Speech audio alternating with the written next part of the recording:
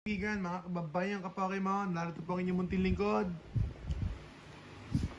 Mga ka-Pokemon natin, sa lahat ng sulok ng mundo, mula po sa Luzon, Visayas, Mindanao. Boom, boom, boom! Yan, kailangan natin ng music. Lahat tayong music ngayon. Ayan, nasira yung cellphone ng anak ko, nahulog sa timba. Ayan, na may tubig. Boom, boom, boom! Kumusta po kayo? Let's go! Tara na, happy lunch po sa mga nagla-lunch po ng late. At yung mga kasama ko, wala nang tangalian to. Wala nang tangalian, di ba? 1, 2, 3. Boom, boom, boom tayo, ha? 1, 2, 3. Boom, boom, boom. Oh, ay, wala na. Wala nang energy kapag walang tangalian, mga kaibigan. Woo! Shout out po sa ating viewers. Ayan, salamat po sa pagtambay. Ang pag-uusapan po natin ngayon ay PSA 1. PSA 1. Boom, boom, boom. Pinakapangit na card, pinakamababang grade na card, pero it's going to be authentic. Authentic po yung card. Boom, boom, boom. Ibenta na daw si SIR pang iPhone. Mewtwo SIR pang iPhone. Pwede, pero ang gandang ipag-grade yata. Ang gandang ipag-grade. Boom, boom, boom! Ayan, nabuhay yung sound natin. Pwede pala yun. Nakala wala na. Ayan, ibang cellphone to. Ang gamit niya kayong cellphone yan. Ayan, meron palang cellphone na extra dito.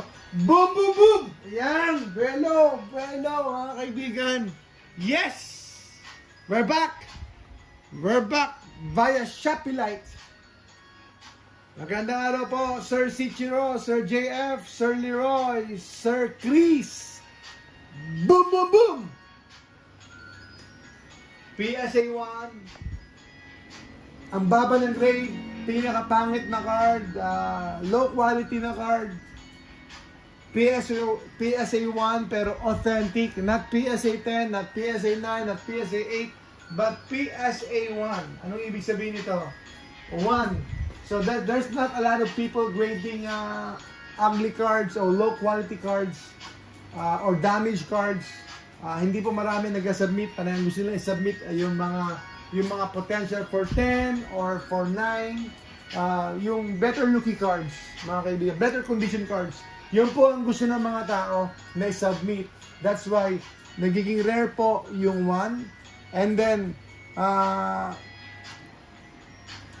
weirdly speaking, strangely speaking, mga kaibigan, yung 1 po ay highly desirable po ng some collectors. That's why, ang PSA 1, mas mahal po sa PSA 2, mas mahal po sa PSA 3, mas mahal po sa PSA 4, mas mahal po sa PSA 5, at mas mahal po minsan hanggang PSA 7. Boom, boom, boom! Ang PSA 1, mas mahal sa PSA 2, mas mahal sa PSA 3, mas mahal sa PSA 4, mas mahal sa PSA 5, 6, even 7, or rarely, siguro hanggang 8, mas mahal pa siya. Boom, boom, boom! Woohoo! Mga kaibigan.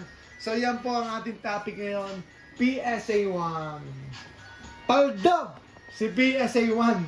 So the uglier the card, the damage, the more scratches or probably more whitening. Ayan, more flaws yung card. Pag tumamba kayo sa PSA 1, mas mahal po yung card ninyo sa PSA 7. Boom, boom, boom! Yan po ang PSA 1. Kapakita ko sana yung PSA 1 eh. Wala rin po yung PSA 1 namin na nag-iisa. It is desirable because of the number 1. And then, rare siya, mas kakunti po yung cards na 1. But personally, it all depends. Gusto ko yung 1 to be honest.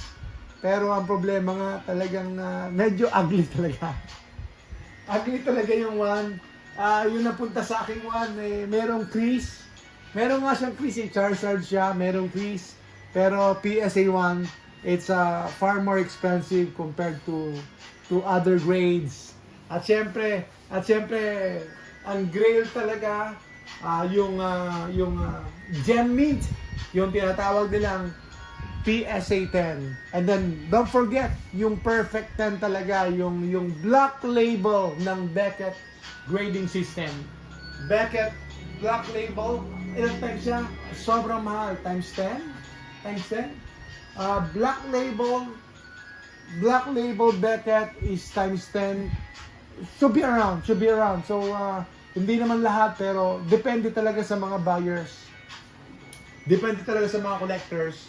Times 10 ng PSA 10. Parang gano'n ang nangyayari ngayon. Times 10 ba? So, hindi ko alam, pero it all depends with the card. And then, sa population report po nila. Boom, boom, boom! Mga kababayan, ka-Pokemon, patingin natin ng mga cards natin.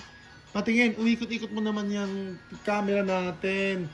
Tsaka pakita mo itong kamay natin. Dito, lakihan mo rito. Boom, boom, boom! Okay, pati yung mga cards natin. Hindi, yung presyo ng PSA 1, 2, 3, 4, 5, 6, 7, 8, 9, 10. Para makita ninyo lahat yung difference na yung PSA 1, strangely, talagang mas mahal po sila kaysa PSA 5. Ayan, PSA 5, mas mahal po sila. Mga kaibigan, meron po tayong last remaining SPC. Ibibigay ko po sa inyo 22,700 pesos. SPC po, SPC. Ayan pong ating SPC. Shrouded Fable Greninja, sold. Wala na po yan. Meron tayong ibenta rito mga promo. Sa mga may gusto ng promo, ito na po yung mga promo natin. Dibs na po kayo habang available po yan. Ikaw magpipresyo ha.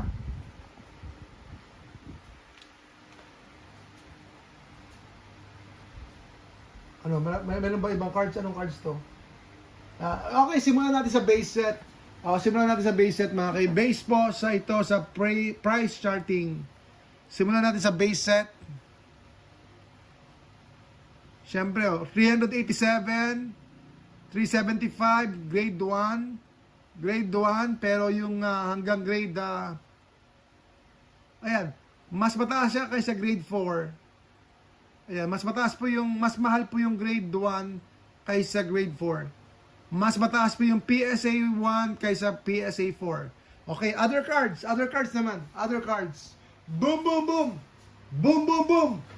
Tara na, mga kaibigan, samahan niyo po kami.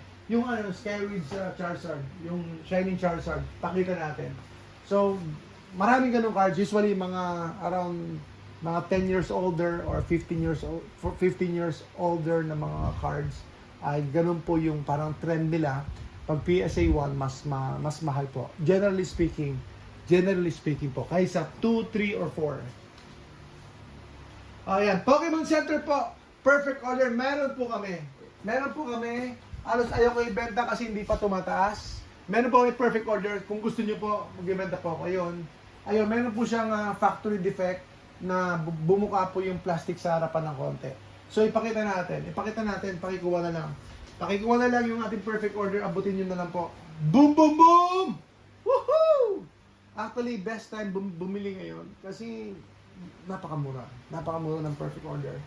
Pokemon Center. No, no big deal. Ito lang po, bumuka lang yung plastic niya. I think it's more of a factory defect. Ayan o, factory defect lang po. Kasi alam nyo, may mga butas po minsan yung mga Pokemon Center or yung mga ETBs, may mga butas po yan. Meron po silang perforation hole para sumingaw po yung butas, hindi po maglobo yung plastic. So meron po yan, pero ito parang bumuka lang siya. Okay, tingnan niyo po ito, mga kaibigan. Ito bang maganda example natin. For PSA 1, tingnan niyo, ito po maganda example natin. Ano po ito? Pasensya na, hilo kayo. Charizard, ayan, Reverse Holo, Skyridge, yan o. Skyridge, Charizard. So, magkano po siya? Baba natin ng konti, baba natin dahan-dahan, baba natin, ibaba, pababa. Mamaya itataas ulit. Okay, ito na ba? Wala pa rin. Wala pa. Skyridge, Charizard, Reverse Holo. Ungraded is 1.5. PSA 1 is 1,260. PSA 2 is $624. PSA 3 is $867.